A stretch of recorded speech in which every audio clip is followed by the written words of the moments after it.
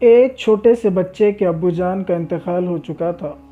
اللہ پاک کا کرنا ایسا ہوا کہ بچپن میں ہی اس کی آنکھوں کی روشنی چلی گئی۔ ان کی نیک سیرت امی جان کو بہت دکھ ہوا۔ انہوں نے اپنے بچے کا علاج بھی کروایا مگر اس کی آنکھوں کی روشنی واپس نہ آ سکی۔ اب تو بیچاری ماں بہت پریشان ہوئی۔ وہ اس صدمے سے روتی رہتی اور اللہ پاک کی بارگاہ میں اپنے بچے کی آنکھوں کی روشنی واپس آ جانے کی دعا کرتی رہتی۔ اللہ پاک کی رحمت جوش میں آئی اور اس نے اپنی نیک بندی پر رحم فرمایا۔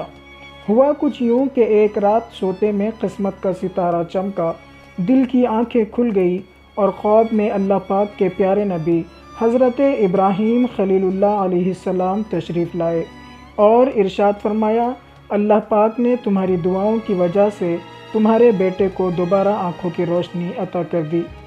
صبح اٹھ کر ماں نے جب اپنے نونہال یعنی ننھے منھے بیٹے کو دیکھا تو الحمدللہ اس کی آنکھیں روشن ہو چکی تھی۔ ناظرین اکرام، کیا آپ جانتے ہیں یہ خوش نصیب بچہ کون تھا؟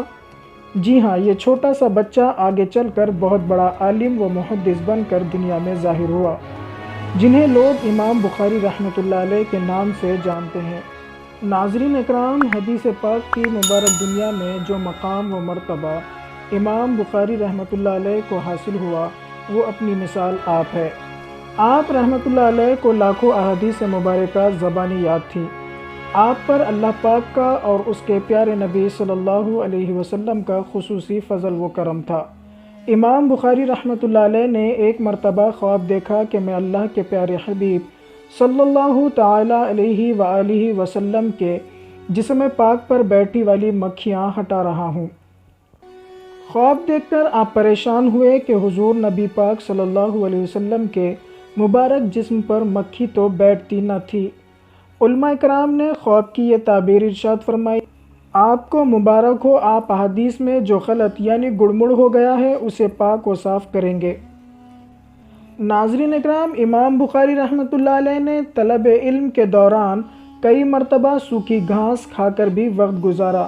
آپ ایک دن میں عام طور پر صرف 2 یا 3 بادام کھایا کرتے تھے۔ ایک مرتبہ بیمار ہو گئے تو ڈاکٹرز نے بتایا کہ سوکھی روٹی کھا کر ان کی مبارک آنتیں سوکھ چکی ہے۔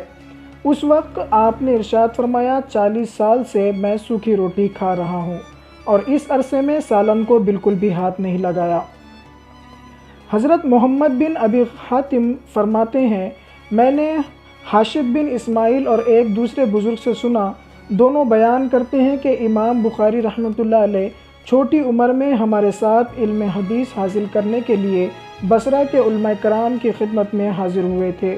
امام بخاری رحمۃ اللہ علیہ کے علاوہ ہم تمام ساتھی احادیث کو محفوظ کرنے کے لیے تحریر کر لیتے تھے۔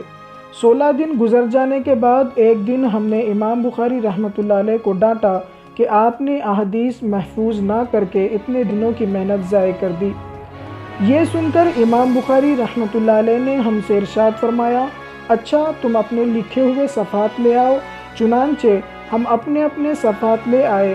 امام بخاری رحمۃ اللہ علیہ نے احادیث مبارکہ زبانی سنانی شروع کر دی، یہاں تک کہ انہوں نے 15,000 سے زیادہ احادیث زبانی سنائی، جنہیں سن کر ہمیں یوں گمان ہوتا تھا کہ گویا ہمیں یہ روایات امام بخاری رحمۃ اللہ علیہ نے ہی لکھوائی۔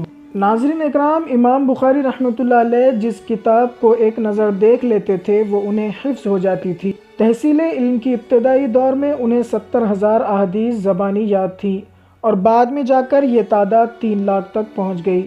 ایک مرتبہ حضرت سلیمان بن مجاہد رحمۃ اللہ علیہ حضرت محمد بن سلام رحمۃ اللہ علیہ کی بارگاہ میں حاضر ہوئے تو حضرت محمد بن سلام رحمۃ اللہ علیہ نے حضرت سلیمان بن مجاہد رحمۃ اللہ علیہ سے فرمایا، اگر آپ کچھ دیر پہلے آ جاتے تو میں آپ کو وہ بچہ دکھاتا جو 70,000 حدیثوں کا حافظ ہے۔ یہ حیرت انگیز بات سن کر حضرت سلیمان رحمۃ اللہ علیہ کے دل میں امام بخاری رحمۃ اللہ علیہ سے ملاقات کا شوق پیدا ہوا۔ چنانچہ حضرت محمد بن سلام رحمۃ اللہ علیہ کی بارگاہ سے فارغ ہونے کے بعد حضرت سلیمان بن مجاہد رحمۃ اللہ علیہ نے امام بخاری رحمۃ اللہ علیہ کو تلاش کرنا شروع کر دیا۔ ملاقات ہوئی تو حضرت سلیمان بن مجاہد رحمۃ اللہ علیہ نے ارشاد فرمایا، کیا 70,000 احادیث کے حافظ آپ ہی ہیں؟ یہ سن کر امام بخاری رحمۃ اللہ علیہ نے فرمایا، جی ہاں، میں ہی وہ حافظ ہوں، بلکہ مجھے اس سے بھی زیادہ احادیث یاد ہے۔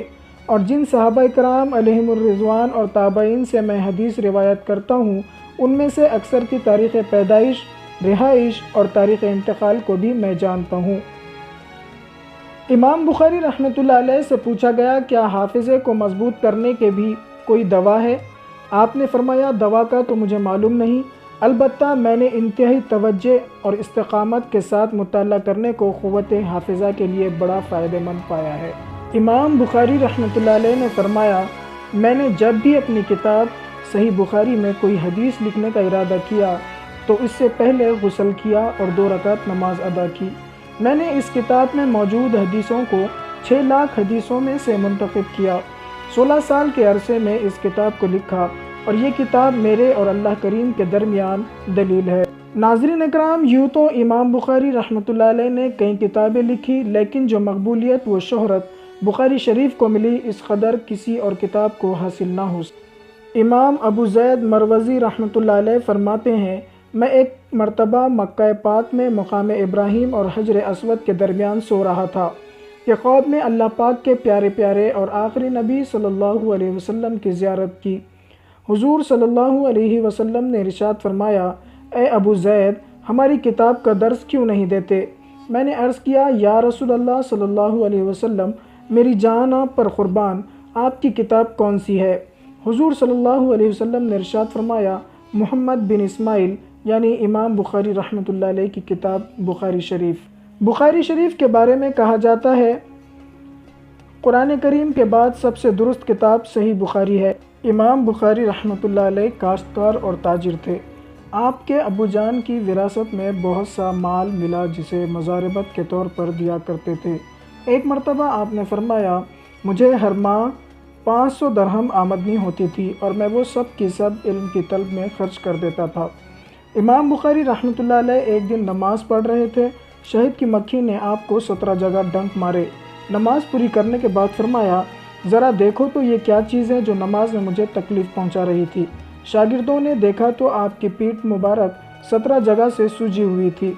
امام بخاری رحمۃ اللہ علیہ نے شہد کی مکھی کے 17 ڈنک مارنے کے باوجود نماز نہ توڑنے کے متعلق بتایا کہ میں ایک آیت کی تلاوت کر رہا تھا اور میری یہ خواہش تھی کہ میں یہ آیت پوری کر لوں۔ تو ناظرین اکرام دیکھا آپ نے نماز میں خشوع کا انداز۔ اللہ پاک امام بخاری رحمۃ اللہ علیہ کے صدقے ہمیں بھی اپنی عبادت اور تلاوت قرآن کریم کی توفیق نصیب فرمائے۔